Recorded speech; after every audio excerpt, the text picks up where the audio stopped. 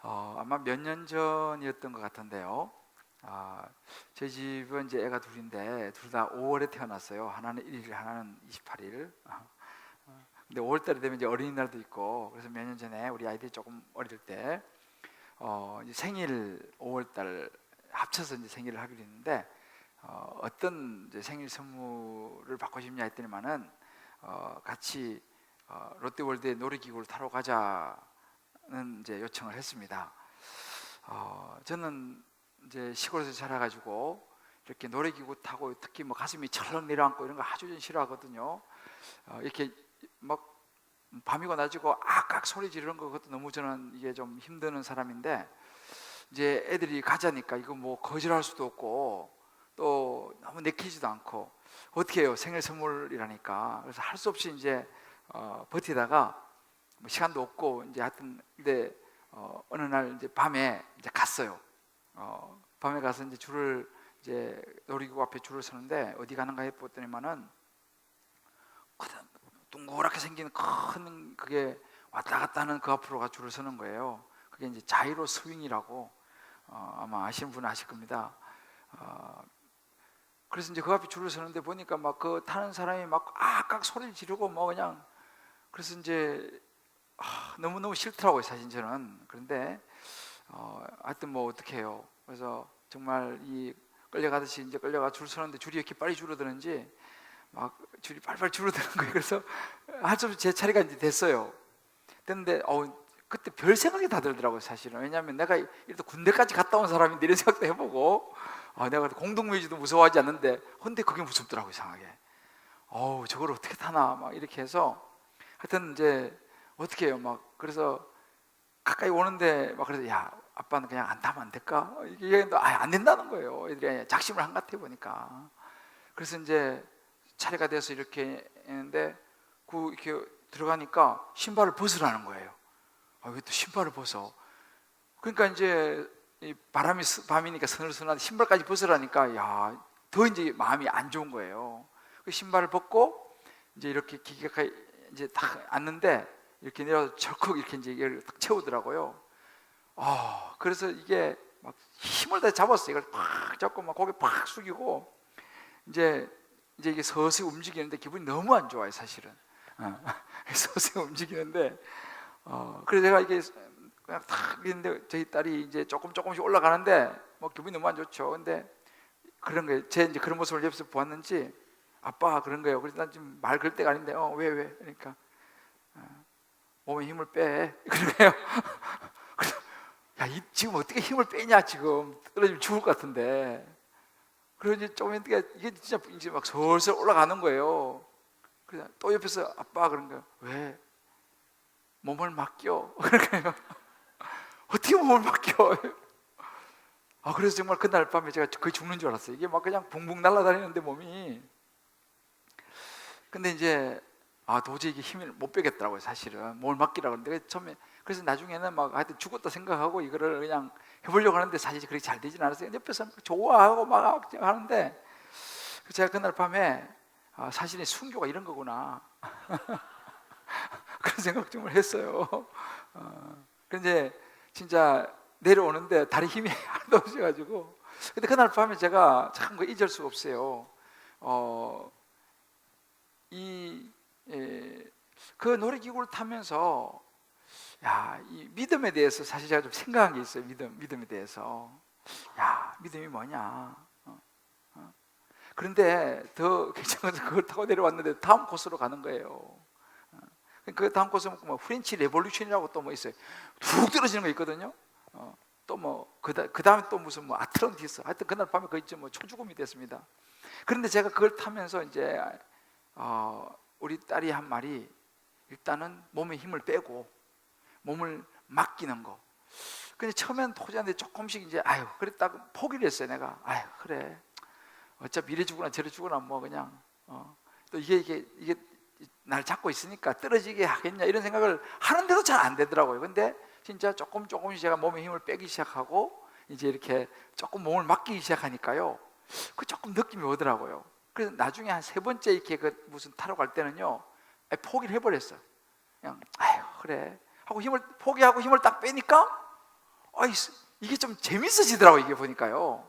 이게 어르신들 아마 대리면 가지 마세요. 근데 아무튼 근데 그게 제가 하면서 생각한 게 이런 맛에 이 노력이 그렇다는구나. 애들은요 완전 맡겨버려. 그리고 막 좋다고 막 박수치고 막 일부러 또 소리도 내고 보니까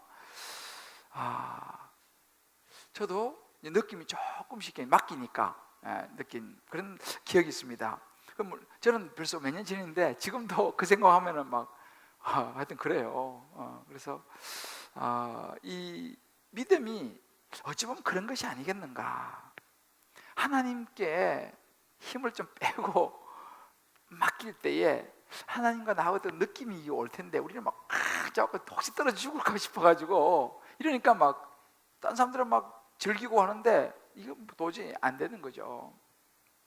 오늘 이 본문은 사실 믿음에 대한 이야기입니다. 사실 굉장히 중요한 본문이에요. 근데 좀 이 내용이 어찌 보면 조금 어려울 수도 있지만 심플합니다.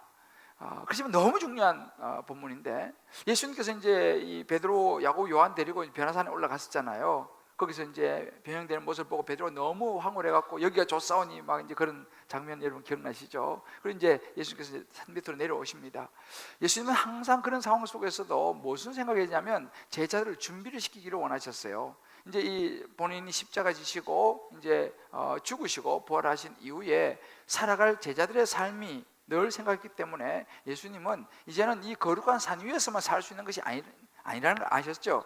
이제는 제자들이 살아갈 삶은 저 산 밑에서 정말 죄와 죽음과 슬픔과 고난과 이런 여러 가지 있는 삶의 현장에서 살아갈 그런 참 쉽지 않은 신앙의 삶을 살아갈 것을 늘 생각했기 때문에 이제 산 밑에 내려오시면서 예수님께서 중요한 가르침을 또 주십니다. 하나하나 다 중요한데 특별히 오늘은요 믿음에 대해서 제자들에게 다시 한번 확실하게 짚어주시는 대목입니다.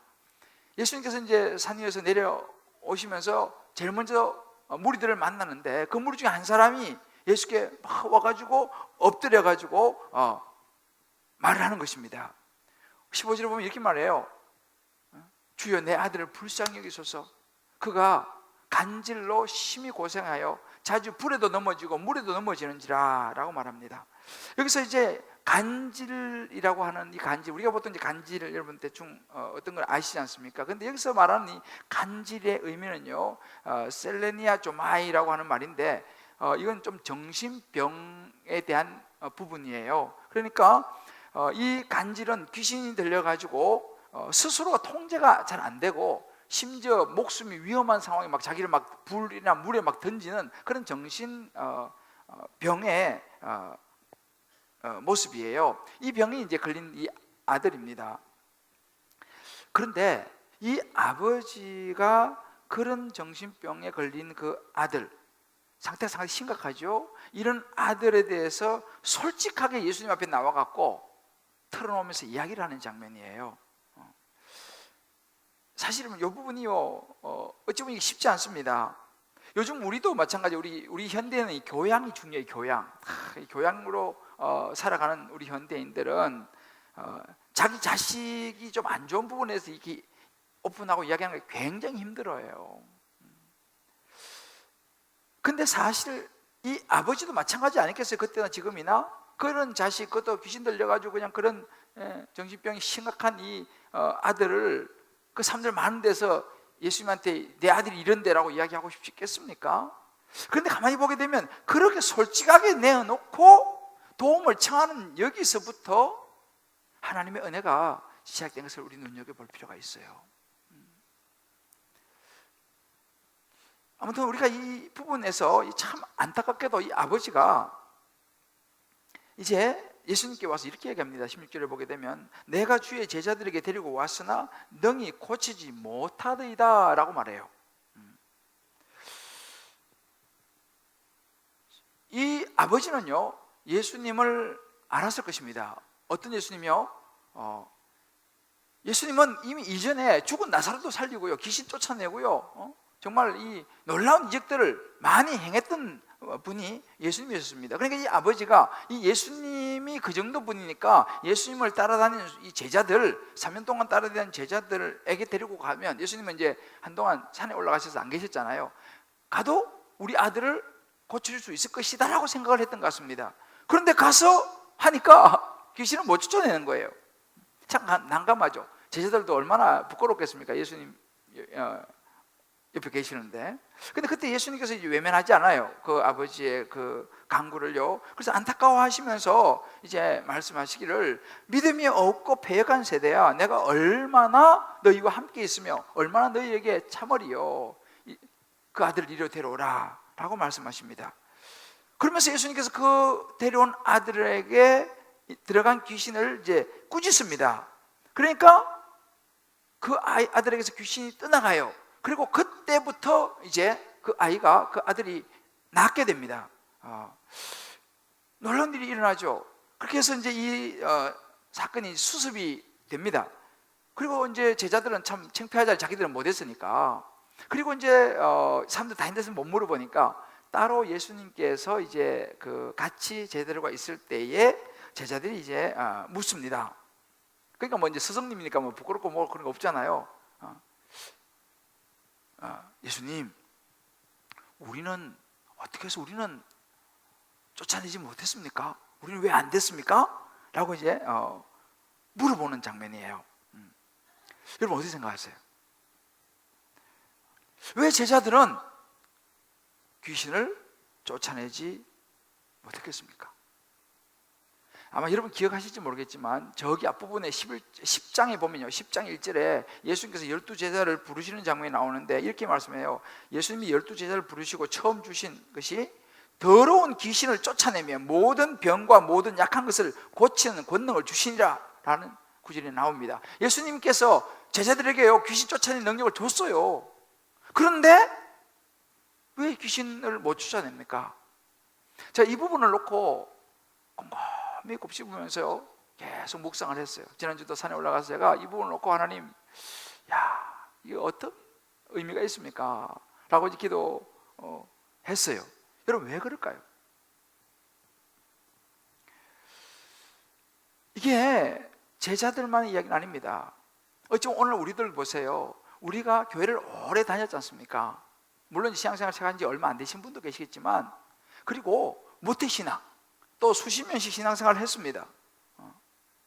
그래서 뭐 훈련도 받고 또 순장들이 되기도 하고 또 신학교 가가지고 안수받고 목사가 되기도 했습니다. 그런데 문제는 뭐냐? 왜 우리에게 있어서 이런 능력이 안 나가는 거죠. 여기는 귀신이라고 하는 어떤 것이 나왔지만 우리의 삶에 이런저런 많은 일들이 생기는데 그런 일들에 우리가 제대로 처리를 못하느냐라는 것이죠. 왜 우리는 목사가 됐는데도 불구하고 신앙생활을 수십 년 했는데도 불구하고 왜 우리의 삶에 변화가 잘 안 나타날까? 왜 우리는 귀신을 쫓아내지 못합니까? 라고 하는 그 질문이 우리가 그대로 적용될 수 있습니다. 예수님께서 뭐라고 말씀하세요? 오늘 이것이 우리의 본문입니다. 작은 믿음 때문이다 이렇게 말씀하세요. 너의 믿음이 자라지를 않았구나 라고 말씀하시는 거예요. 이 믿음의 문제를 예수님께서 말씀하고 계신 것입니다.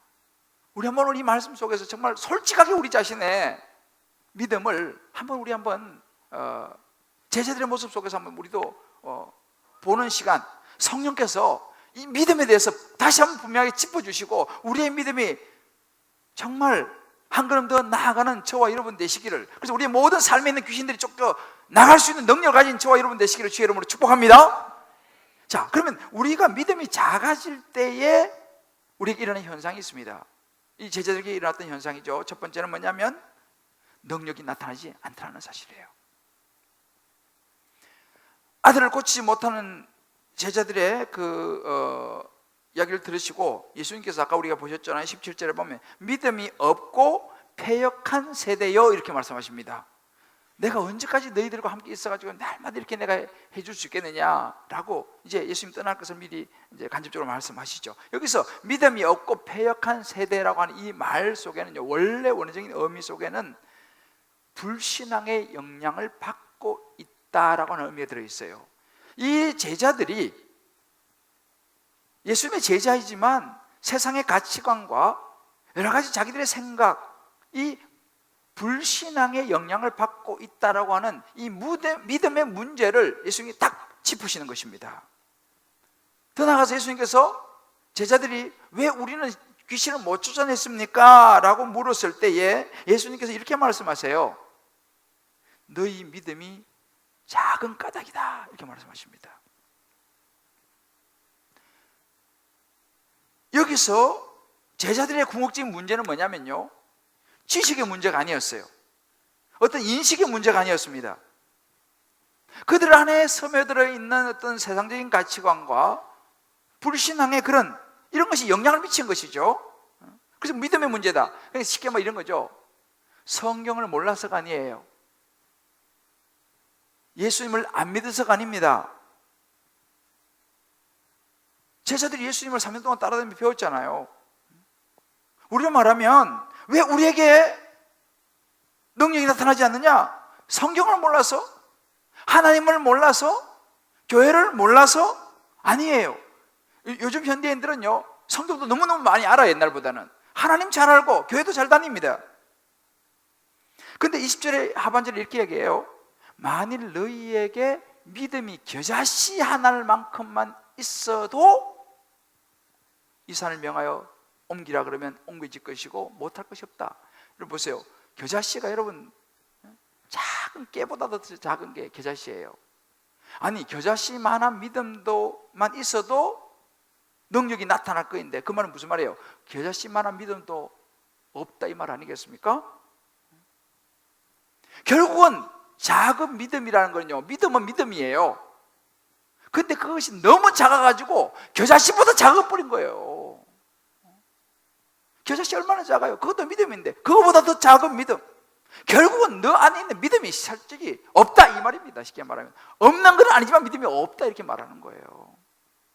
이 사건을 마가는 9장에서 조금 구체적으로 다루는데 마가복음 9장 23절에 보게 되면 이제 그 아버지가요 이렇게 말합니다. 우리를 불쌍히 여기서 우리를 도와주소서라고 말해요. 그때 예수님께서 그 아버지에게 이렇게 말합니다.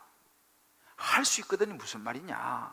믿는 자에게 능치 못할 일이 없느니라 하고 한 이 구절이 여기서 나와요. 이렇게 예수님께서 믿는 자에게 능치 못할 일이 없다라고 말씀합니다. 그랬더니만은 이 아버지가 24절에 보면 이 아버지가 소리 지르 이르되 내가 믿습니다 이렇게 말한 거예요. 믿는 자에게 능치 못할 것이 없다 이렇게 말하니까 이 아버지가 제가 믿습니다 이렇게 말하니까 이제 자기 믿는 거잖아요. 그런데 믿습니다 하고 소리치면서 가만히 보니까 자기에게 믿음이 없는 거예요. 소리는 쳤는데 믿음이 없는 거예요. 얼른 뭐라고 말합니까? 믿나야 돼 해놓고는 보니까 믿음이 없는 자를 보고 나의 믿음 없는 것을 도와주십시오 라고 얘기해요.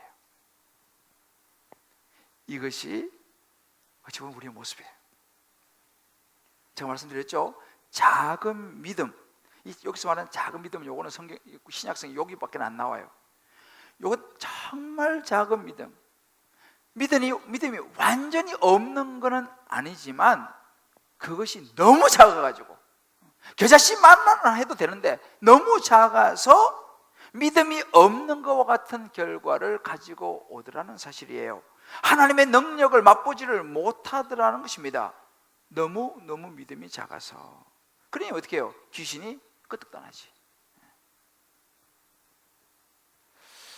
우리에게 있는 이 믿음, 때로는 굉장히 믿음이 큰 것 같지만 어느 순간인가는 완전히 쭈그러들어가지고 믿음이 없지 않지만 아무런 능력이 없는 모습. 그 예가 야고보서 1장 6절 7절에 보면 그렇게 나와요. 오직 믿음으로 구하고 조금도 의심하지 말라. 의심하는 자는 마치 바람에 밀려 요동하는 바다 물결 같으니 이런 사람은 무엇이든지 죽게 얻기를 생각하지 말라 그랬어요. 그런 믿음의 하나의 유형이 뭐냐면 의심하는 거예요. 의심. 믿는다 그래놓고도 자꾸 의심하는 거야. 믿습니다. 그러고 또 의심하는 거예요. 이런 믿음은요, 능력이 나타나지 않는다는 거예요. 자꾸 의심하고 또 의심하고. 그렇다면 예수님께서 말씀하시는 믿음은 무엇이겠습니까? 예수님께서 하시고자 하는 말씀, 이 믿음은요, 믿음의 뿌리와 믿음의 중심을 얘기하는 것입니다. 그 믿음이 어디서 나오냐 중요한 거예요. 이 제자들이 지금 예수 이름으로 귀신을 내쫓았을 거 아니에요. 근데 귀신이 안 나갔지 않습니까? 그 말은 뭐냐면 제자들이 귀신을 쫓는다고 귀신아 나가라 라고 외치긴 하지만 그 외침의 중심 뿌리에는요, 자기 자신들의 능력, 자기 스스로를 내가 이래도 예수님의 제자인데 라고 하는 자기 스스로를 바라보는 모습이 있더라는 거예요. 자기 안에 있는 예수의 능력, 말은 예수 이름으로 말하지만 진짜는 예수의 능력, 하나님의 능력이 아니고 자기가 어떤 내가 예수님의 제자니까 라고 하는 자기가 그 속에 들어가 버렸다는 사실입니다. 결국은 믿음의 중심에 하나님이 계시고 예수님이 계셔야 되는데 믿음의 중심에 자기가 있더라는 사실이죠. 그러니까 당연히 귀신은 안 쫓겨나가는 것이죠. 여러분, 우리가 잘 미묘한데 분별을 잘해야 됩니다. 내가 믿습니다라고 외치는데 그 말 속에 내 생각과 내 마음, 내 자신에게서 오는 확신인가? 아니면 하나님께로부터 오는 확신인가? 이걸 잘 분별해야 돼요. 그것이요, 내가 뭐 믿습니다, 아멘, 뭐 외친다 하더라도 그것이 나의 마음과 생각에서 오는 믿음이라면요, 그 믿음은요, 상당히 감정적이에요. 그리고 금방 변해요. 왜요? 우리의 마음이 그러니까. 그런 믿음은 능력이 없어요. 믿음이 엄청 있는 것 같아도 도로 쓰면은 헷갈려요. 믿습니다고 외치지만 솔직히 말 자신이 없어요. 이것을 우리 스스로가 믿음이라고 생각 속을 수도 있어요. 베드로 보세요. 베드로가 바다 위를 걸었잖아요. 언제 걸었어요? 예수님을 바라보고 이리로 걸어오라 그러니까 예수님 바라보고 했을 때는 그 믿음이 자격이 있지 않았어요. 예수님께 있었어요. 왜? 주는 전지전능하신 예수님이 오라니까 가는 것입니다. 그런데 조금 가다가 그 믿음의 초점이 풍랑으로 옮겨지는 거예요. 풍랑을 보니까 내가 뭐 하고 있어? 내가 베드로, 내가 무슨 무리로? 그러니까 그 믿음의 초점이 예수님에게서 풍랑을 보면서 자신에게로 가버리는 거죠. 그 믿음의 초점이 딱 움직여지니까 바로 그냥 능력이 사라지고 물에 빠져버리는 베드로를 우리가 보았습니다. 이게 사실은요, 우리의 모습이에요. 그러니까 베드로가 어떻게 합니까? 자꾸 흔들리는 거죠. 분명히 예수님의 신앙 고백을 멋지게 했지 않습니까? 그래도 불구하고 그리 마옵소서 그러다 또 혼나고, 또 엿새 후에 또 변화산에서 여기에 쫓아오니 그러다 또 가자 그러고, 또 이게 베드로의 모습이에요. 하지만 굉장히 인간적인 믿음입니다. 그게 조금 무너지고 또 무너지는, 참 이 베드로 사실은 우리의 모습이죠. 우리가 잘 분별해야 되는 거예요. 진짜 믿음은 내가 믿습니다라고 막 외치는 이 말을 넘어서서 솔직히 주님 저는 능력이 없습니다 인정하고 하나님이 능력이 되십니다 라고 의지하는 거. 여러분, 이게 진짜 믿음이에요. 오늘 우리가요, 이 요한일서 5장에 보면 이 믿음을 다시 설명해줘요. 무릇 하나님께로부터 난 자마다 세상을 이기느니라. 세상을 이기는 승리는 이것이니 우리의 믿음이라 했어요. 세상을 이기는 승리가 믿음이라 그랬는데 5절에 보면 이렇게 나옵니다. 예수께서 하나님의 아들이심을 믿는 자가 아니면 세상을 이기는 자가 누구냐? 무슨 말이에요? 무슨 믿음이냐는 거죠. 예수께서 하나님의 아들이시라는 것을 믿는, 이것이 진짜 믿음이라는 거예요. 내가 세상 이길 수 있어, 믿습니다, 이게 아니고 예수가 하나님의 아들이심을, 예수가 하시면 된다라고 하는 예수를 믿는 믿음이, 이것이 진짜 믿음이라고 오늘 우리에게 이야기해 주는 것입니다. 그러니까 성경적인 믿음은 내 의지가 아니에요. 내 확신이 아니에요. 하나님의 아들 예수를 믿는 믿음이고 하나님의 능력을 믿는 것입니다. 아무리 내가 뭐 긍정적인 믿음, 적극적인 사고방식, 확신, 여러분, 마인드 컨트롤하고요, 믿음은 다릅니다. 우리는 할 수 있다 하고 그냥 하면 된다 이렇게 하고 아주 적극적인 사고방식 좋습니다. 그 나쁜 게 아니라 아주 좋은 것입니다. 그래서 스스로 마인드 컨트롤 해가지고 열심히 잘하고 좋아요. 여러분, 그러나 그것은요 믿음은 아니에요. 자기 스스로를 향한 그야말로 마인드 컨트롤이에요. 그런 믿음은요, 조금만 환경이 바뀌고 이렇게 바뀌면요 하루아침에 확 무너져 버려요. 지금 예수님께서 말씀하시는 것은 그런 적극적인 사고방식, 마인드 컨트롤 그런 개념이 아닙니다. 능력의 근원 되시고 변함이 없으신, 전지전능하시고 무소부지하신 하나님을 믿는, 그분이 하시면 된다고 믿는 믿음, 그 아들 예수 그리스도가 하시면 된다고 하는 믿음, 이것이 예수님께서 말씀하신 믿음인지 믿으시기 바랍니다. 이 믿음이 저와 여러분에게 확실히 있게 되기를 주의 이름으로 축복합니다. 이 믿음이 있어야 돼. 이 믿음이요, 이게 아주 미묘해요. 그 예수님께서 말씀하신 그런 이야기죠. 네가 한다고 생각하니까 귀신이 안 쫓아나는 거야. 네가 뭘 할 수 있어? 하나님이 하시는 거야. 오늘 우리가 신앙생활하는 우리 모두가요, 한번 이 부분을 한번 잘 생각해 볼 필요가 있어요. 교회는 다니는데요, 예수도 안 믿는 건 아니에요. 예수도 믿어요. 나름대로 믿음이 없는 것 같지는 않아요. 우리 자신들을 생각해 보면. 그런데 왜 자꾸 우리 마음이 이렇게 약해질까요?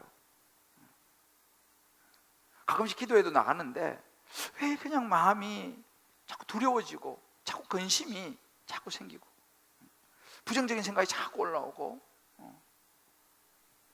이런저런 유혹에 자꾸만 넘어지고 죄 짓지 말아야지 그러면 또 죄 짓고, 주일날도 그래 주일날은 교회 가야지, 교회 가야 되는 거 알면서도 나도 모르게 자꾸만 다른 또 약속을 잡고 또 다른 데 가고. 왜 그럴까요? 분명히 신앙생활을 하는데 내 나름의 믿음이 있다고 생각하는데 왜 우리의 성질을 못 버릴까요? 옛날 습관을 왜 우리 못 버릴까요? 왜 용서를 못 할까요? 왜 다른 분들은 찬송을 아주 기쁘게 했는데 나는 왜 찬송을 기쁘게 못 할까요? 왜 나는 감사가 없을까요? 왜 내 안에 기쁨이 없을까요? 나름대로 내 믿음이 있는 것 같은데 왜 여전히 자꾸만 화가 나고 있잖아요. 신경질이 나고. 그래서 화를 벌컥벌컥 냅니까? 여전히 그냥 날마다 그냥 돈밖에 생각이 안 납니까? 왜 그런 것 같아요? 왜 우리 안에 있는 이런, 다른 표현으로 말하면 귀신을 쫓아내야 되는데 왜 우리는 이런 가치관, 이런 것들에 여전히 매여가지고 그걸 쫓아내지 못하고 우리가 살아가고 있겠습니까? 예수님께서 뭐라고 말씀하세요?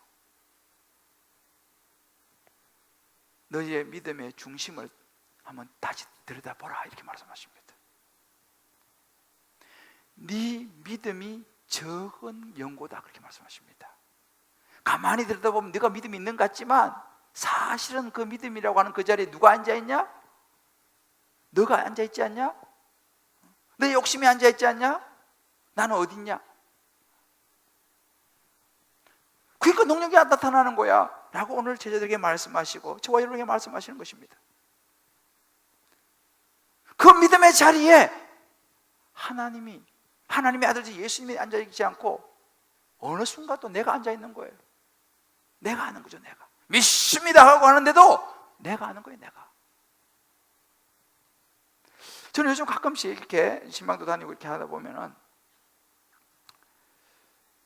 정말 한동안 오랫동안 교회를 열심히 다니시는 분들이 아예 교회를 안 다니시는 분들도 더러 제가 보고 있어요. 그 이유를 물어보면 여러 가지 이유가 있어요. 교회에 실망하고 또 목사님도 실망하고 또 뭐 교회 이런저런 일들에 실망하고 뭐 이런 이제 일들이 있습니다. 그래서 그냥 교회 안 다녀버려요 이제는. 그런데 그분들 이야기 들어보면 또 이렇게 보면요, 믿음이 전혀 없다고 또 생각하지는 않아요. 마음속에 하나님 믿고 있다고 그래요. 근데 교회는 이제 안 다녀요. 그래서 저는 그런 생각을 해보는 거예요. 가만히, 야, 도대체 저분이 믿는 건 뭘 믿지? 분명히 믿음이 있다고 하는데, 하나님 믿는다고 하는데, 그 하나님은 어떤 하나님인가? 그 예수님은 어떤 예수님인가? 그게 진짜 믿음일까? 혹시 그 껍데기밖에 없는 믿음은 아닐까? 혹시 그분이 수십 년 동안 교회 다니면서 혹시 그분이 목사 믿지 않았을까? 장로, 권사, 집사 믿지 않았을까? 어떤 교회의 어떤 시스템을 믿지 않았을까? 그런 생각을 해보는 거예요. 그러니까 그것을 믿다가 나도 모르게 목사가 안 좋은 모습 보니까 그러면 그렇지, 이런 교회 안 좋은 모습 그러면 그렇지. 정말 저와 여러분이 믿어야 되는 것은요, 사람이 아니고 목사가 아니고 교회 오래 다니는 어떤 사람이 아니고요, 예수를 믿어야 될 줄을 믿습니다. 할렐루야. 우리 예수 믿어야 됩니다. 예수 믿어야 돼요. 믿음의 중심에 누가 있냐 이 말이에요. 우리가 정말 인생은 그래요. 끊임없이 살아가다 보면 이런저런 일을 많이 만납니다. 뭐 자신의 일, 직장, 뭐 사업, 건강, 뭐 물질 문제, 이런 거 막 계속 이게 인생이잖아요. 그럴 때 우리를 가만히 보세요. 내가 교회 다니고 믿음이 있다고 하면서 우리는 그런 문제를 만날 때 그 문제에 집중해 가지고 이거 어떻게 해야 되냐, 그 문제 이거 이렇게 하고 있습니까? 아니면 그 문제를 놓고 하나님께서 이 문제를 왜 내게 주셨지? 왜 내 인생에 이런 자녀의 문제를 왜 주셨지? 하나님의 의도가 무엇이지? 하고 하는 그 중심에 문제를 놓는 게 아니라 하나님의 의도하심, 하나님의 계획하심, 하나님을 인식하고 나아가는 그것이 진짜 믿음인 줄 믿으시기 바랍니다. 물론 때로 우리는 하나님 이해가 안 될 때도 있어요. 하나님 왜 이렇게 하세요? 나 도저히 이해가 안 됩니다. 뭐 그럴 때가 있어요, 그죠? 그러나 하나님이 이해가 안 돼서 조금 헤맬 때가 있지만 그래도 그 믿음의 중심에 하나님을 두면요, 돌아서지 않습니다. 잠시 조금 흔들릴지 모르겠지만 크게 흔들리지 않아요. 뿌리까지 흔들리지 않아요. 왜? 하나님이 중심에 있기 때문에.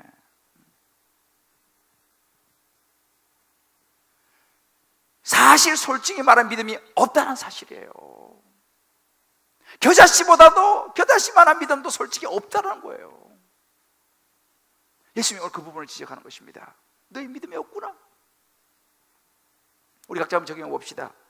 우리는 수많은 해결이 될 문제 앞에서 믿습니다 하고 외치기는 외치지만 막상 솔직히 말해서 내가 다 하려고 하고 내 생각, 내 지혜, 내 경험, 내가 다 하려고 하다가 실패하는 일이 없습니까?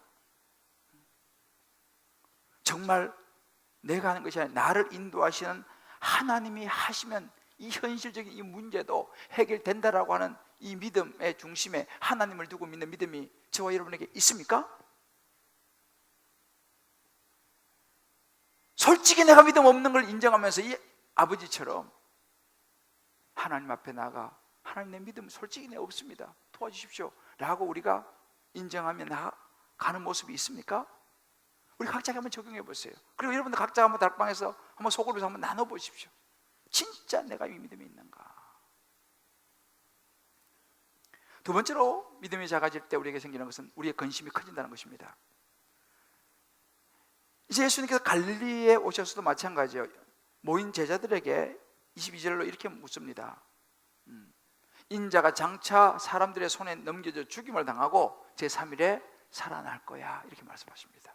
지금 예수님은 계속적으로 이 십자가의 죽으심과 부활을 가르치고 있어요. 준비하라는 것입니다. 이렇게 하시니 제자들이 매우 근심하더라 그랬습니다. 이게 제자들의 모습이에요. 제자들은요, 예수님 안 믿는 게 아니에요. 지금요 3년 동안 예수님 따라다니면서 우리 말 양육을 받았어요. 훈련을 받았어요. 가르침을 받았어요. 지금도 마지막까지 예수님께서 계속 양육해주고 있는 거예요.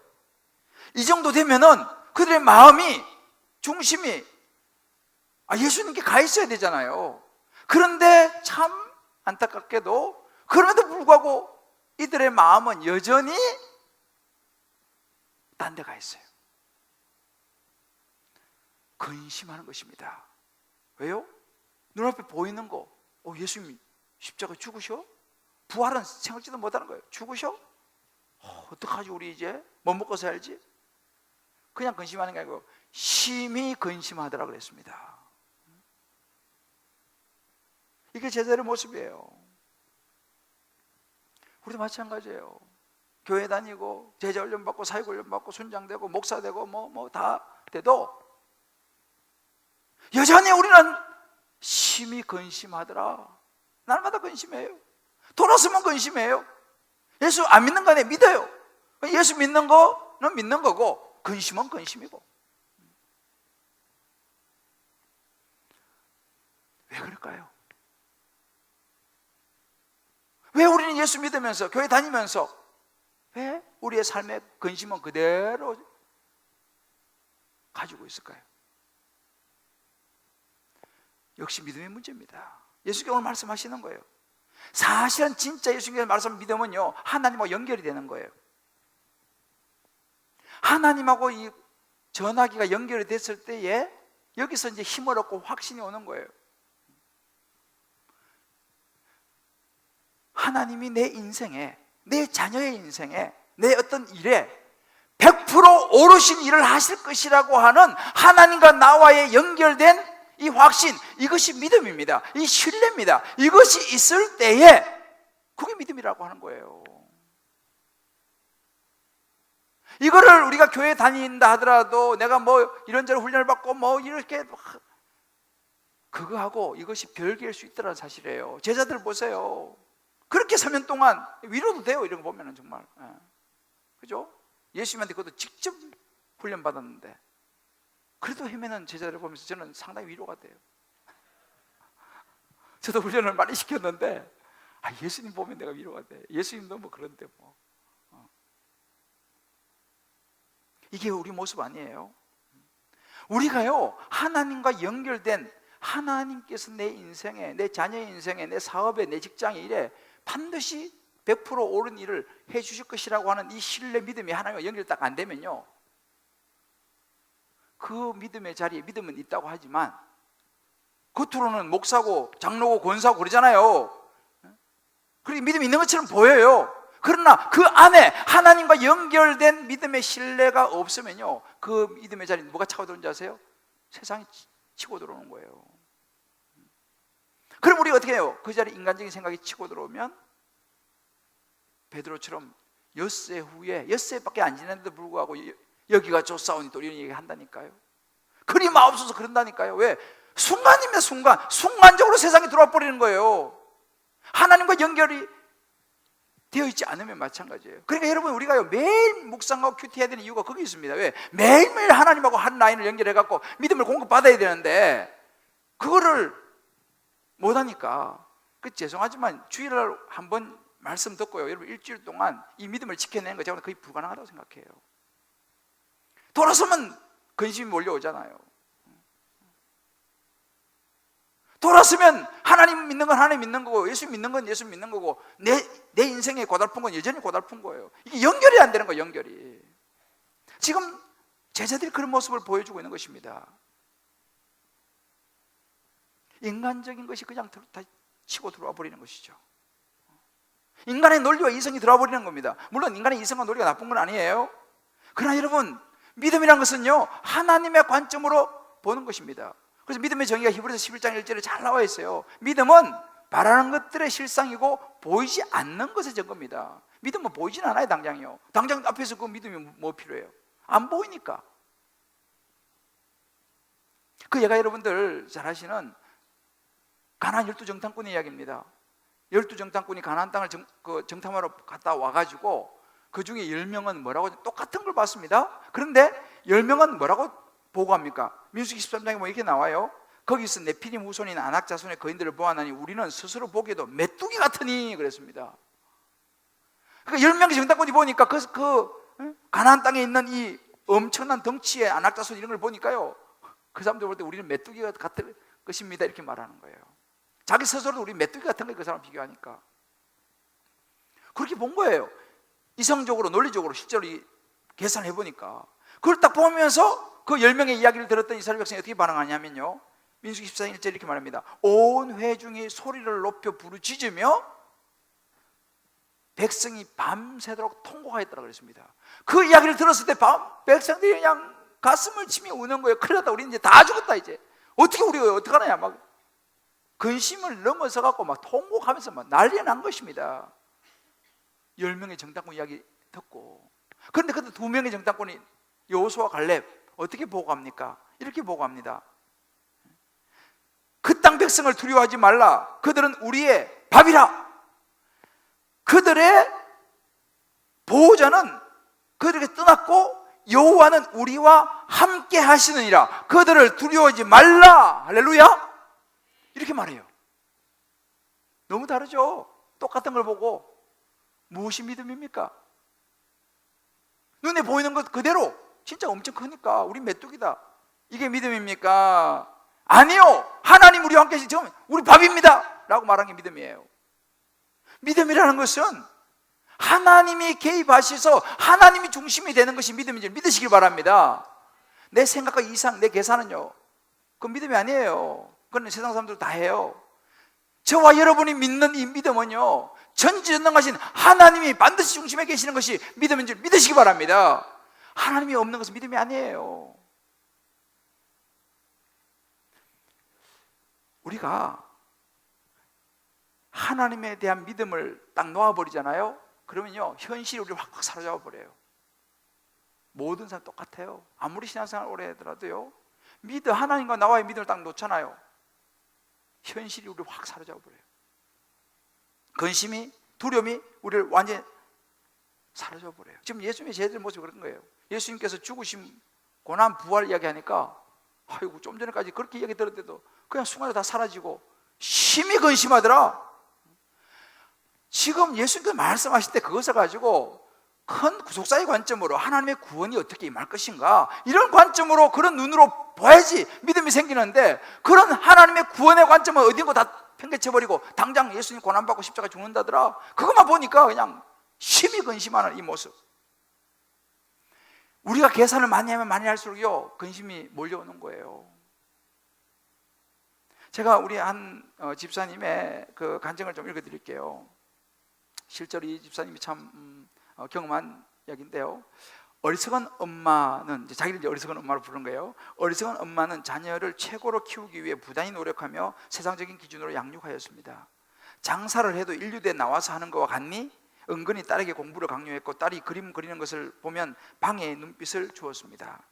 좋은 직업이 아니면 이 세상 살기 힘들다며 딸이 친구들과 어울려 지내는 것조차 시간 낭비라고 생각하였습니다. 친구는 밥 먹을 때, 집에 올 때 같이 다닐 정도의 부담 없는 친구면 된다고 어리석은 엄마는 친구의 중요성을 무시한 채 매우 작은 일이라고 생각하였습니다.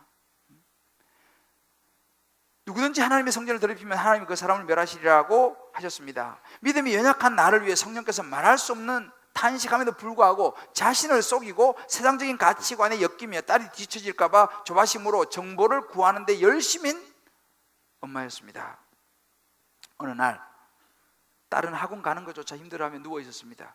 나는 지금까지 엄마가 하라는 대로 살았고 착하게 살아왔는데 왜 내가 이렇게 됐는지 모르겠다며 하소연하였습니다. 내가 이렇게 망가진 다음에 내가 원하는 대로 해도 좋다고 지금 말하면 뭐해? 엄마가 나를 너무 약하게 키웠다 라며 울었습니다. 엄마도 너 때문에 힘들어라고 말할 수밖에 없었습니다. 그동안 내가 본 우리 딸의 모습은 아니었습니다. 딸에게 그는 모든 기대를 저절로 내려놓게 되었습니다. 겨울방학이 시작되어 하루 종일 방에만 틀어박혀 있었고 마치 세상에 혼자 남겨진 듯한 기분으로 사는 것 같았습니다. 딸의 친구들은 방학 동안에도 대학 잘 가기 위해서 공부하느라 정신이 없는데 하루 종일 누워있는 딸이 너무나 안타까워 눈물밖에 나오지 않았습니다. 딸의 고통에 대해 이해해주고 싶어도 한계가 있었습니다. 사춘기 무기력한 딸의 모습은 인생 사는 것이 무의미하다며 죽고 싶다라고 하였을 때 엄마로서 할 수 있는 것은 아무것도 없었고 비로소 주변의 사람들에게 기도 요청과 하나님 앞에 나아가 회개를 할 수밖에 없었습니다. 이래 되니까 이제 하나님 앞에 나와 기도하기 시작하고 기도를 부탁하기 시작했어요. 실제로. 그래서 시간이 좀 흘렀어요. 고3이 되어 환한 미소로 학교 가는 모습을 보니 꿈꾸는 것만 같았습니다. 사람이 마음으로 자기 길을 계획할지라도 그 걸음을 인도하시는 여호와시니라 말씀을 주신 이유를 비로소 알게 되었습니다. 내가 아무리 노력해도 내가 아무리 노력해도 하나님이 이끌어주지 않으면 아무 소용이 없다는 것을 이제야 깨닫게 해주시니 그것조차 감사했습니다. 깜깜한 방이라도 불을 켜면 어둠이 온데간데 없이 사라지듯이 영원히 슬픔과 절망에서 벗어나지 못할 것 같았던 지난 시간은 나의 복음의 성장과 고난의 성숙을 가져오게 하였습니다. 딸의 아픔을 통해 하나님과의 관계와 기도의 폭을 넓히신 주님께 감사드립니다.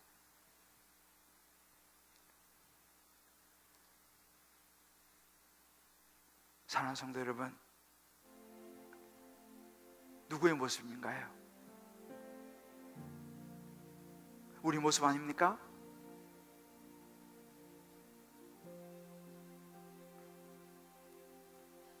결국은 하나님을 찾고 하나님께 내려놓는 것 외에는요, 근심, 걱정, 귀신을 쫓아낼 방법이 없습니다. 100% 오롯이 하나님을 신뢰하는 거예요. 내 인생에 성경은 전부 다 하나님을 신뢰하라고 말합니다. 하나님께서 지금은 기가 막힌 이런 상황이지만 반드시 내 인생에서, 내 자녀의 인생에서, 내 남편 혹은 아내, 부모, 모든 내 직장, 사업, 건강, 모든 일에서 하나님께서 가장 좋은 것으로 이끌어 주시리라고 하는 100% 하나님을 신뢰하는 그 믿음이 저와 여러분에게 주어지기를 주의 이름으로 축복합니다. 한번 여러분 각자 적용해 보세요. 나는 내 믿음이 하나님을 의지하는 믿음에서 실패해가지고 날마다 그 짐 속에 살아가고 있지 않는가? 정말 나는 내 인생의 어떤 일 속에서도 100% 오르신 하나님을 신뢰하며 내가 살아가고 있는가? 아니면 내 현실, 내 지식, 내 경험에 의지하면서 믿음 따로, 내 생활 따로 우리가 살아가고 있지 않습니까? 믿음이 힘이에요. 성경에 우리 찬양 그런 소리 했잖아요. 믿음으로 사는 자는 하늘 위로 받겠네. 무슨 일을 만나든지 만사형통하리라. 믿음으로 사는 자가 하나님의 위로를 받는 줄 믿으시기를 바랍니다. 할렐루야. 히브리 11장 6절에 말씀하십니다. 믿음이 없이는 하나님을 기쁘시게 못하는 거예요. 하나님을 미소짓게 할 수 있는 것은 내 믿음밖에 없어요. 힘을 빼야 됩니다. 내가 하려고 하는 힘을 빼야 돼요. 맡기셔야 돼. 근데 무지 힘들어 이거요. 그냥 말했잖아요. 죽는 것 같더라니까. 이거 놀라니까. 그 놔도 안 죽는데. 왜? 그게 그 기구가 나를 꽉 잡아주는데 그게 내가 불안해서 못 놓겠더라니까요. 내 인생의 문제, 자식을 못 놓는 거예요. 내가 놓으면 죽을 것 같아. 놓으면 망할 것 같아. 못 놓는 거예요, 자식을.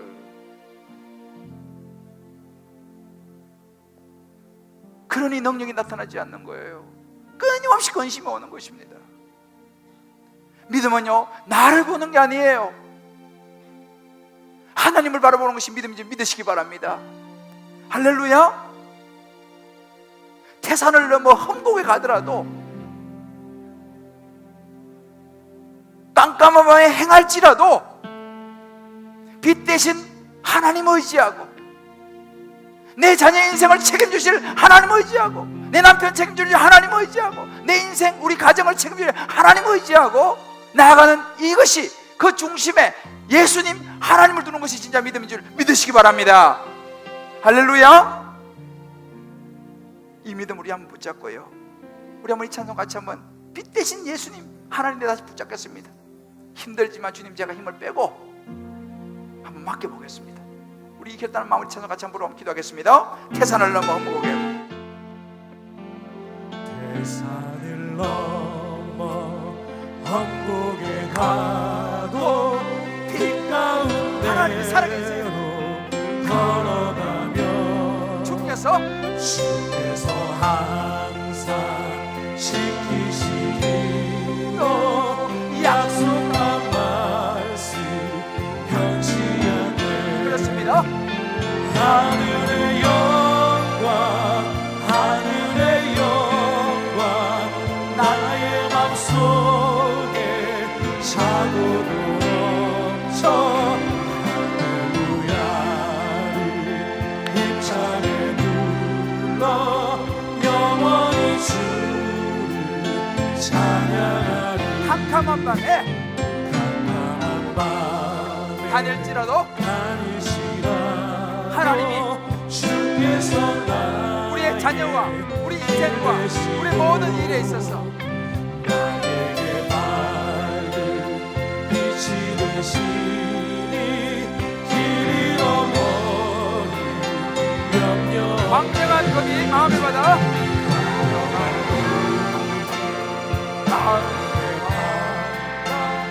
찬란한 천국 바라보고 할렐루야를 할렐루야를 힘차게 불러 날마다 빛을 걸어가리.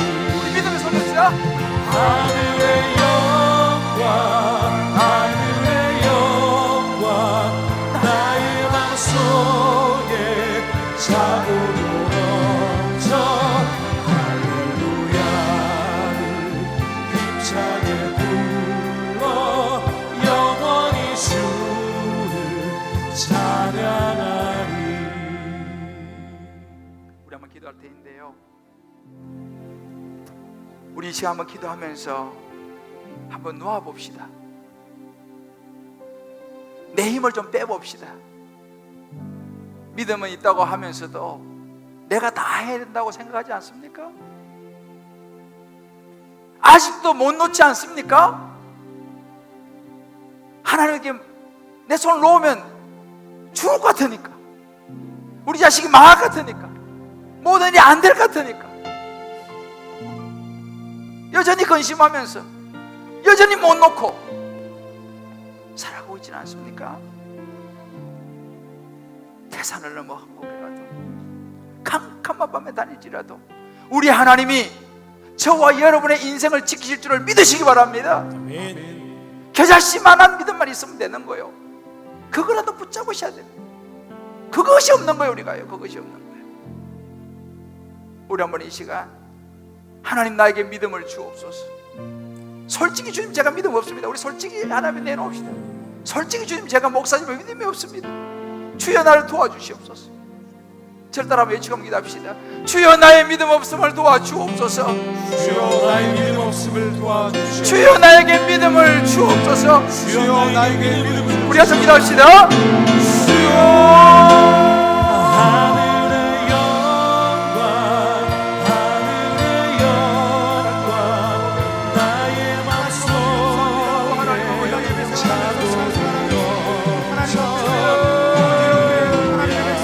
차고 아버지 여전히 믿음 없는 모습에 머물러 있음을 알고 하나님 우리는 스스로 영원하게 살아왔으나 아버지 나의 자신감이 아버지 마치 믿음이냐 아버지 그렇게 스스로 살아왔으나 하나님 앞에 아버지 그런 아들의 모습을 보면서 나의 믿음의 모습을 외쳐보라고 하시고 아버지 이제 깨닫게 하여 주시니 하나님 감사합니다.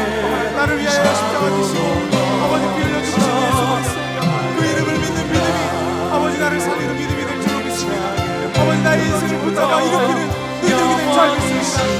하나님 아버지 나를 신뢰함이 아니라 내 생각을 아니지 내 인성을 의지함이 아니라 나의 삶을 주관하시고 다스려가시는 살아계신 하나님 하나님의 아들 예수 그리스도를 믿는 이 믿음이 아버지 나의 인생을 지키신 것을 믿음으로 아버지 나타나는 우리 믿음이 되기를 제가 받기를 원합니다. 겨자씨 같은 믿음이 아버지 나의 인생을 하나님 기뻐하시는 삶으로 아버지 새롭게 하는 능력이 될 것을 믿사오니 하나님 아버지 매일매일 100% 살아계신 그 하나님을 신뢰하는 그 믿음으로 살아갈 수 있는 나의 환경 바라보지 아니하고 그 앞에 날 넘어뜨리는 사단의 유혹함에 아버지 그를 위하지 아니하고 100%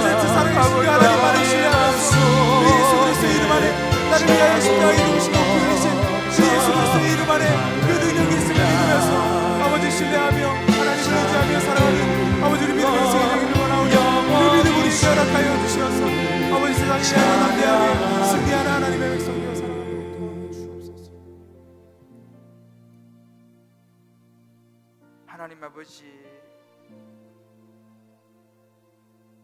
우리가 신앙생활을 하면서도 예수님 따라다닌다고 하면서도 귀신을 쫓아내지도 못하는 능력이 없는 제자들의 모습이 우리 자신의 모습인 것을 솔직하게 고백하지 않을 수 없습니다. 그렇게 예수님께서 양육하고 가르치고 그렇게 하셨는데도 불구하고 또 돌았으면 심히 근심하는, 또 우리의 생각에 사로잡혀가지고 또 심히 근심하는 것이 우리 자신의 정말 믿음 없는 모습이 아닌 것, 모습이 정말 이 모습을 고백하지 않을 수 없습니다. 주여, 우리의 믿음 없음을 불쌍히 여겨 주시옵소서. 주여, 우리가 이 믿음을 붙잡게 하여 주옵소서. 우리의 삶의 문제, 가족의 문제, 친구의 문제, 교회의 문제, 건강의 문제, 자식의 문제, 나에 대한 신뢰가 아니라 하나님에 대한 신뢰를 붙잡게 하여 주옵소서. 100% 오롯이 하나님이 하실 줄을 믿습니다. 주여 아버지 하나님,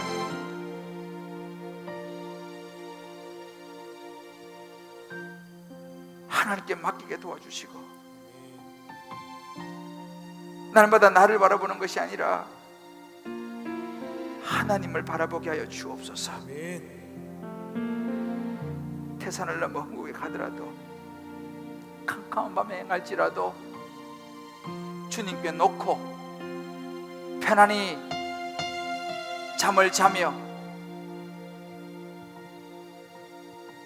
우리의 주신 사명을 묵묵히 감당할 수 있도록 은혜를 베풀어 주옵소서.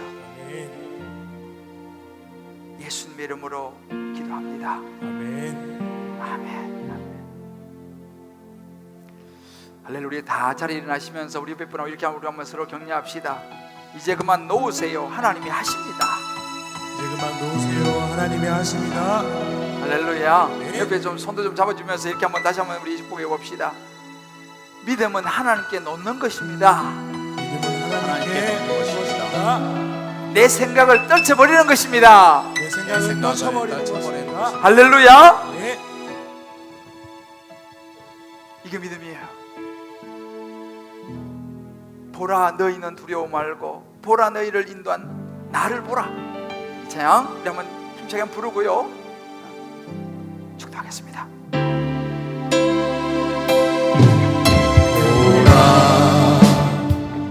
너희는 두려워 말고 보라, 너희를 인도한 나를, 너희를 인도한 나를 보라. 너희는 지치지 말고 너희는 지치지 말고 보라. 너희를 구원한 나를, 너희를 구원한 나를, 너희를 두시어 정은 어디 있느냐.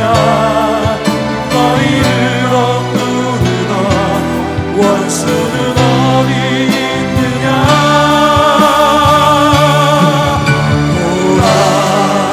하나님 구원을, 하나님 구원을 보라. 하나님 능력을 너희를 위해서 싸우시는 주의 손을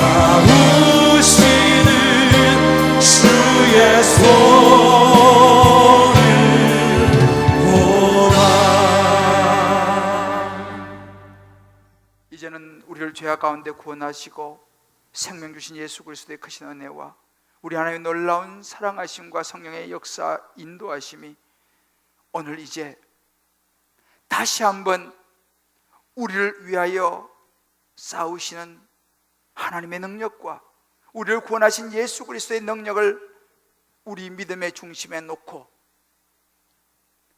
다시 한번 일어서서 내 생각이 아니라 하나님의 생각으로, 하나님의 시선으로 우리의 삶의 역사를 바꾸어 나아가며 믿음으로 다시 일어서 100% 오롯이 하나님을 신뢰하며 나아가리라 결단하는 모든 주의 백성들 머리 위에 사랑하는 자녀들, 사랑하는 아내, 남편, 부모, 모든 삶의 여정, 기도 제목 위에 군문에 가는 자녀들, 원근각지 흩어지는 우리 모든 식구들, 병상의 주의전을 사모하며 회복을 기다리는 모든 환우들 머리 위에 어려운 가운데서도 이 믿음으로 하나님 앞에 11조로 감사로 성교로 구제로 소원으로 이모저모의 특별한 예물과 오병이어의 예물과 건축의 예물로 올려드리는 축복된 손길 위에 이제부터 영원토록 함께 하시길 간절히 축원하옵나이다.